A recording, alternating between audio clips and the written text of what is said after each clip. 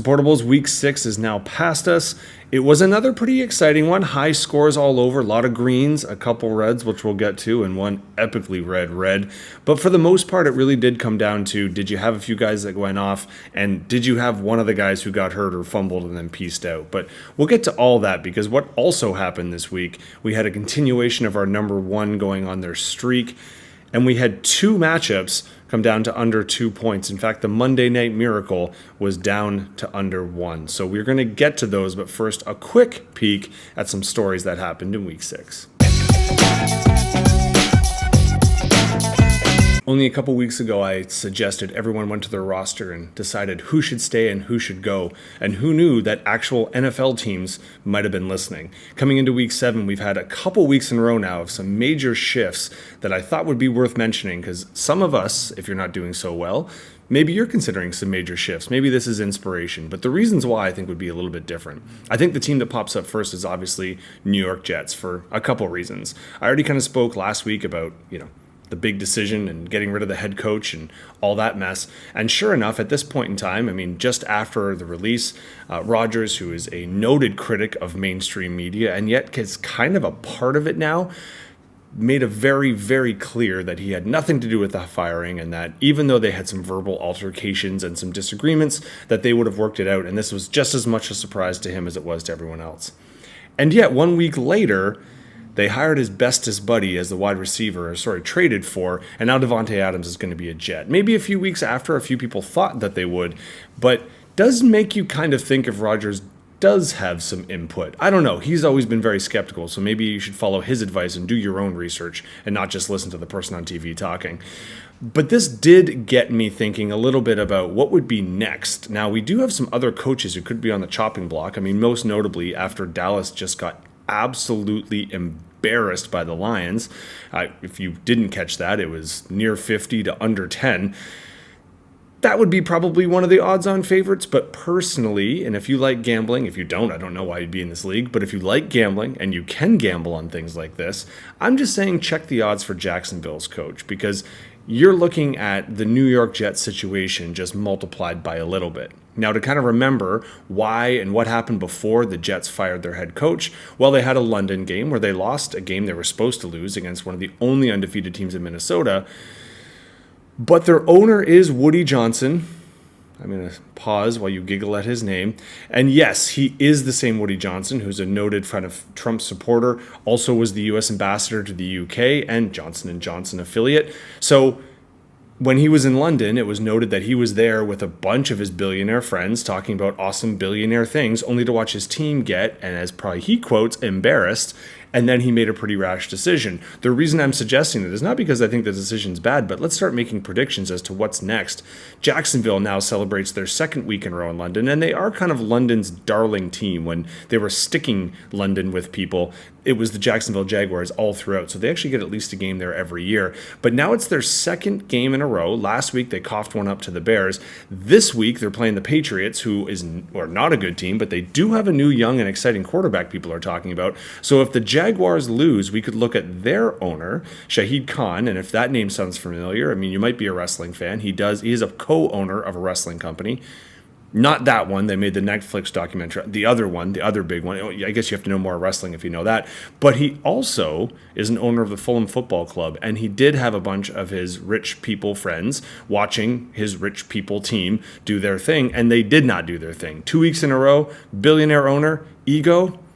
Kind of sounds like if the Jacksonville Jaguars are out, so is Doug Peterson as head coach, but we'll see. In terms of another team, and let's be honest, this is the last team I want to talk about, both because it's the last team I'm going to talk about today, but also it's the last team I ever want to talk about, my Cleveland Browns. They're the other ones who made a trade. Now I could look on the positive and talk about the Bills, who get Amari Cooper, and could be a massive steal to any Cooper owners out there.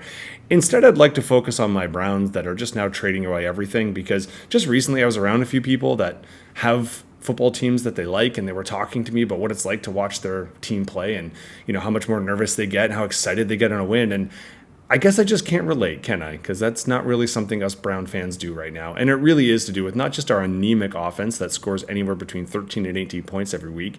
And I'm not joking. That's our margin, and you can bet on it.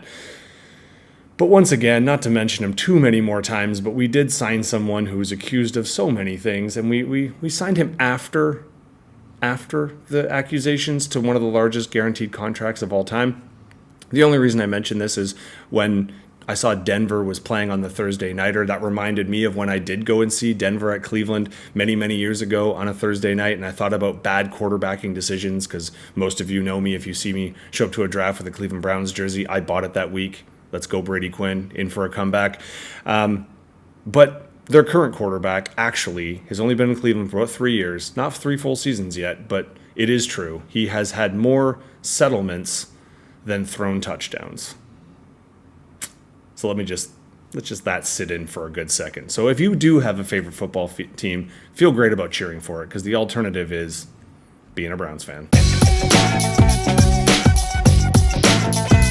I feel like every week I'm trying to console someone by saying, hey, it's not your fault. You did just fine. But Kelsey, it's not your fault. You did just fine. You are our 5th highest scoring team. You would have beaten a lot of people out there, and there's definitely some winners who didn't quite get to your mark. But unfortunately, you were just up against Cerberus and all the raw dogging that was going on. 175 plus is going to win you most weeks. And we can take a look, and obviously they're going to have some people on the score sheet. They're wide receiver 1 in Godwin, running back 5 in Breece Hall, and that was a big Monday night push that probably wasn't necessarily needed to be there. Their quarterbacking did fantastic, but maybe not the one you normally think. Hurts did good, but Caleb Williams was actually our quarterback 3, but if you can see the difference, you can see there was a lot of quarterback scores that were up there. Boswell is our kicker 5, and then just a steady stream of points all the way through. Just take a quick look. They did have a few people on their bench, but obviously they didn't need to make any adjustments. They had it all down. Kelsey, in terms of your defense was our defense 3, and it's not like you underperformed. Now as you doubled down, most people hit their predicteds, and aside from having, Watson and your kicker, you didn't have anyone massively underperform. It just is what it is. There's some weeks that you're going to squeak by with a 125 or a 130. Some weeks you're going to have to score north of 177 to win it. So, sorry, Kelsey, you are still obviously 500, and we'll get to the schedule or the standings in a little bit. You're not off the table quite yet. Still very much in the hunt. But this was a big win for the Raw Doggers. You needed this one. Technically, our next highest scorer is going to be involved later because they were actually in the biggest blowout / played the lowest score. So we'll go to this one, and I'm sure Fourth and Conquer does not really want to talk about this one too much. This was the Monday Miracle. If you look and you believe stuff like that, it was one where it was a 77% win probability for you guys. You had a 20.88 give or take lead, and all I had was Garrett Wilson, and you saw the rest. A less than 1 point victory. I can't even be smug about it because it's more luck than anything else. Obviously, that was a great performance. It was our wide receiver 5, though, so just to note that there was a lot of high-scoring wide receivers. I did have the quarterback 4 in Love as well, and everybody else just kind of did all right for me, obviously. I didn't have too many stinkers, obviously Thomas Jr. being the only real one. Other than that, I was fine. On your end, you did still fight back. It was a tough battle, and you're going to win most. As we just went through with Kelsey there, if they were 5th, you're looking at us here that are our 3rd and 4th overall in the week. So being 4th and not winning, not great. Henry had a great week, though. He was our running back 3. Your kicker was the 5th highest scoring one. And then again, you definitely also, you look at McLovin with 20.3. He was obviously just behind here. So you had good performances. Ayuk wasn't a great one. If you take a look down here, though, you did have some opportunities. Essentially, if you put in anyone, not Rodgers, that was a good decision not to put in, and obviously not the people who were hurt. But either receiver, Robinson or the Syndrome, you get him in there instead of Ayuk, and you definitely win. So unlucky for you guys. Fortune smiles, though. You fell to 3-3, so you're still doing quite fine. So we're going to find there's a lot of people fishing around 500 right now. We're both destined to make the playoffs, and hey, if the season were to finish today, we'd be in the first round, and you could avenge your loss. 2 other teams who ended up playing each other in the playoffs. We have our 4th and 2nd seed right now.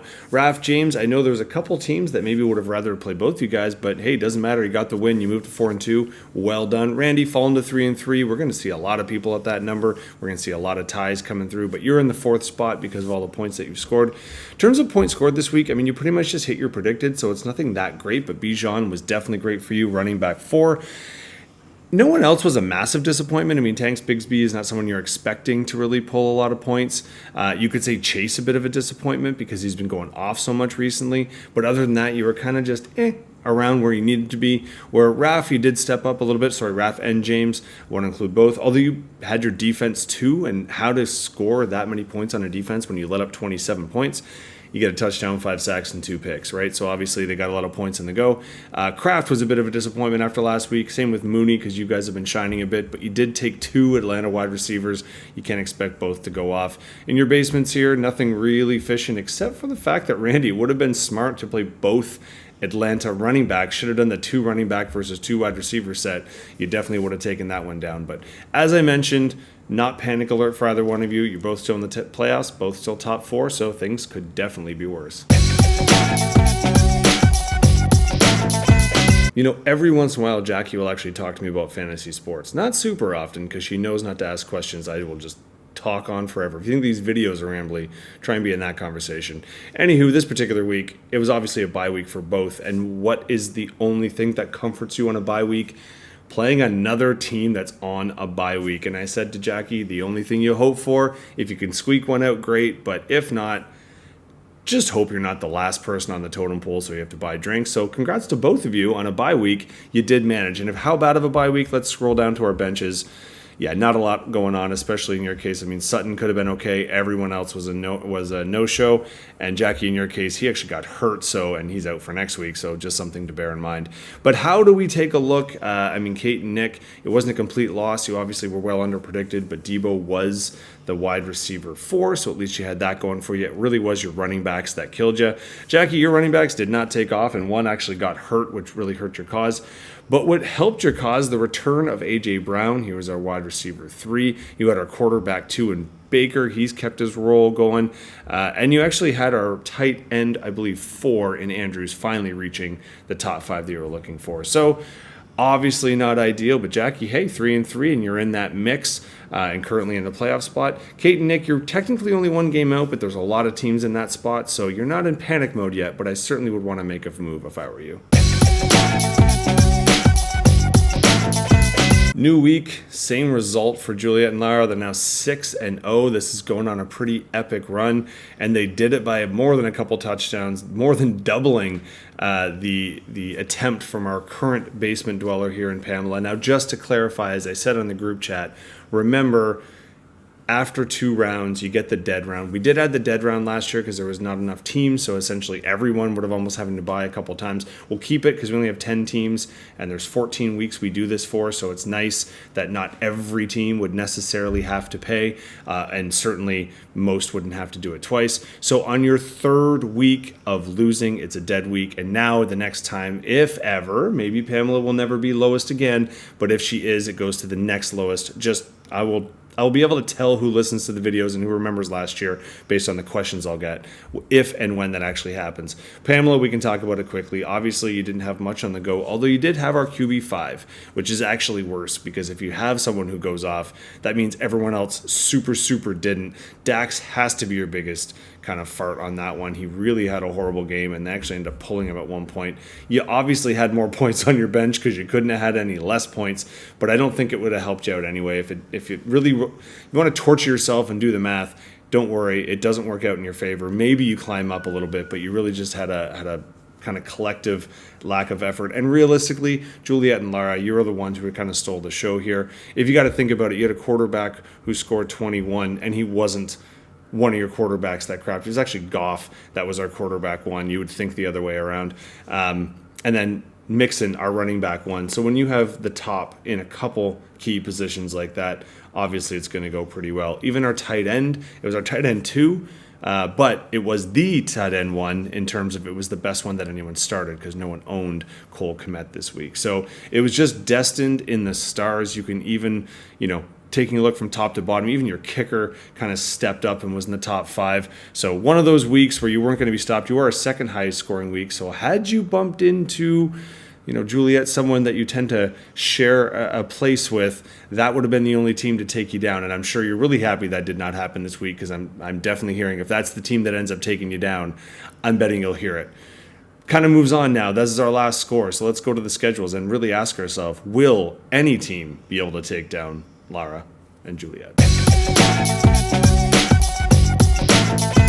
Obviously, we know who's in our number 1 spot, Raph and James at number 2. And then, as I mentioned, we have a massive series of ties. So we'll see how many of these actually play each other next week. And then everyone else is not that far off. I know it sounds, unlikely, but Pamela's got a bunch of injuries. If everyone gets healthy and she comes back, she's not even out of it at this stage. So everyone's still kind of in the hunt. Your matchups are really going to matter. Let's go to week 7 to see who has what. So there's 2 teams 3-3 that are facing each other. There's another 2 teams at 3-3 who are facing each other. We do have a 2nd versus 5th, so 2 playoff teams who are bumping into each other. We got 2 maybe lower on the totem pole that are going to be looking to make that run I keep talking about. And our matchup is always going to be the matchup of the week. Who can take down our number 1 seed? And if anyone could do it, shouldn't it be our returning champs? Looking ahead to week 7, obviously I'm getting this just under the wire for our Thursday nighter, which doesn't really bode super well. They're not necessarily the 2 teams everyone really wants to see play. And speaking of which, there's 2 more of them on the last of our London games. I love the time zone, don't always love the team situation, but let's see how that goes. It's also kind of a funky one because we got 2 Monday nighters again. I have no idea why, but that one I don't mind because those might be at least 1, if not 2 good games. As we saw in our league, things are obviously pretty tight, so make sure you're paying attention, getting our adds and drops in, and putting your best foot forward. Also, I'm going to know if people don't hear this, remember the drinking rule. I repeated it during our last thing, but just to make sure you caught it, once you've lost your 3rd time, then you become it's a dead week, so no one owes for last week.